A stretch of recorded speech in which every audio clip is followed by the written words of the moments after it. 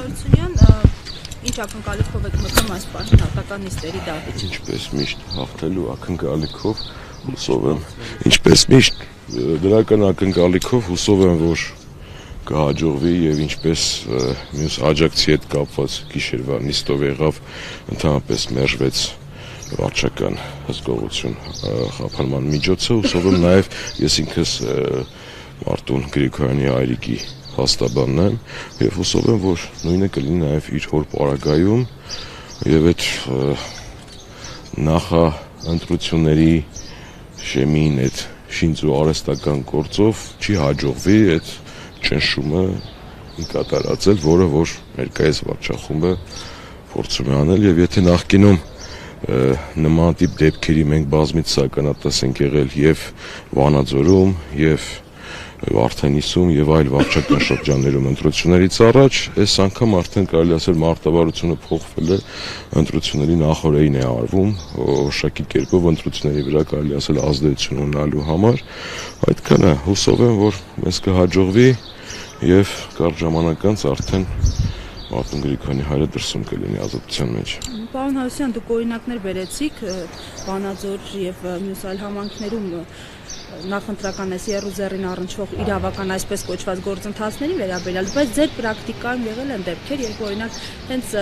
կարմիր գծեր հատվեն եւ անմիջապես թիրախավորվեն հայրն ու որդին տեխնացուի։ Տեսեք, վերջի տարիներին մենք այնպեսի ողջամիտ բաների ենք ականատես եղել, որ զարմանալի չի այլևս, այո, եղել են նման տիպ դեպքեր եւ բոլորը այդ նման տիպ դեպքերը հիմնականում պայմանավորված են եղել քաղաքական հետապնդումներով,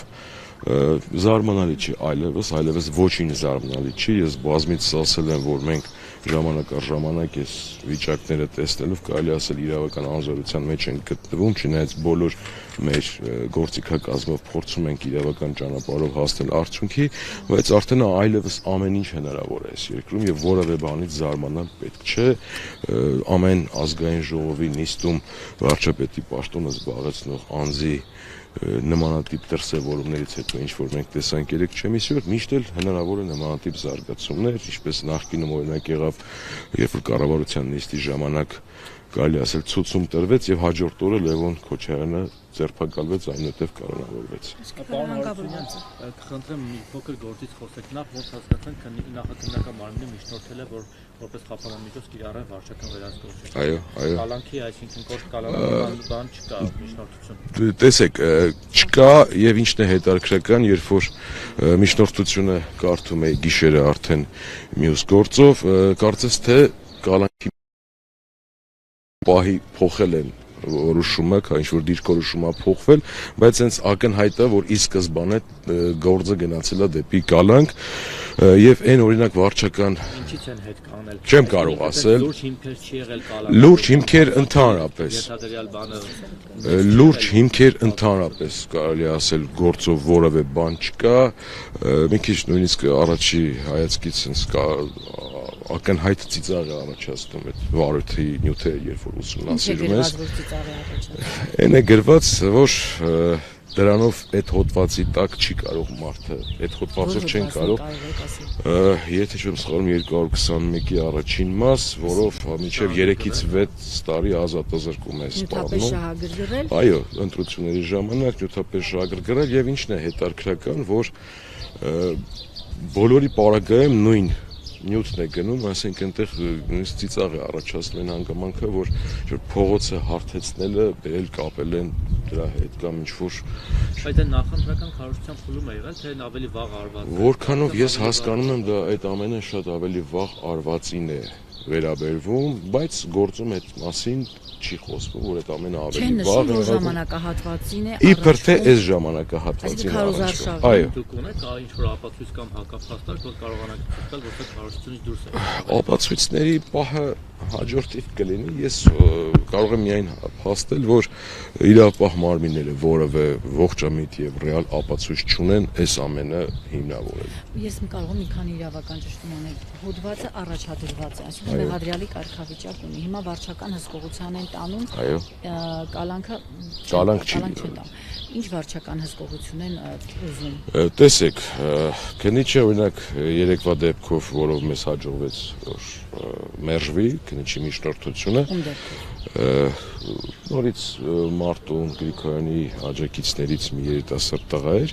իր պարագայում, տեսեք, արգելվում էր ընդհանրապես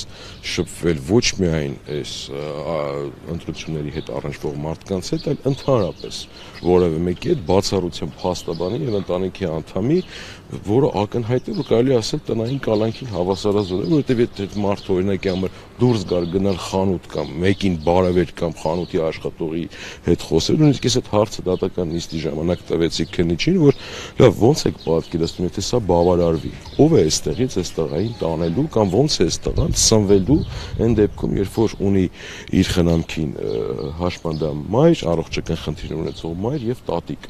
Այսինքն շտաբի աշխատանքներին եւս չի կարող մասնակցել։ Ոչ միայն շտաբի։ Ընտրության կարող է գնալ քաղաքացիական։ Ոչ, չէր կարող գնալ եւ այդ նույն հարցը ես քննիչին տվել եմ, դե ասում եմ թող բերեն տանը քվեարկի։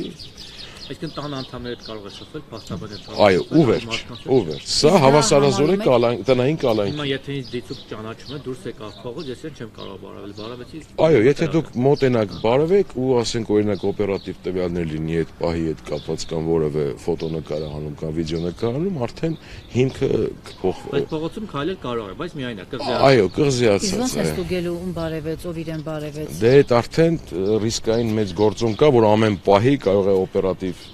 գործողություններ իրականացվի։ Այս